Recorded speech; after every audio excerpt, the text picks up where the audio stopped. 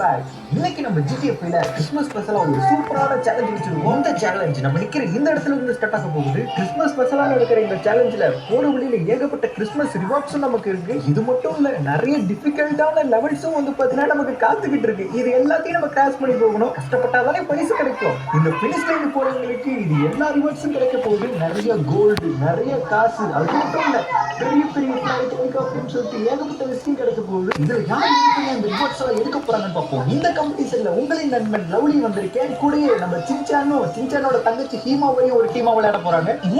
என்ன ஹீமாவை இன்னைக்கு இந்த போட்டியில ஜெயிச்சாலும் கொஞ்சம் பெரிய பூசுவோமா?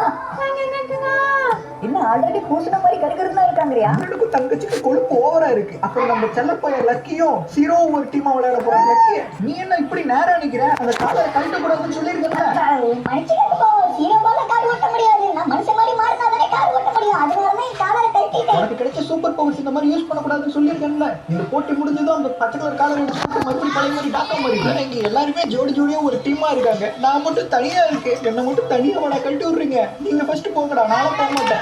லக்கி, ஹீரோ, நீங்க தான் ஃபர்ஸ்ட் போக போறீங்க.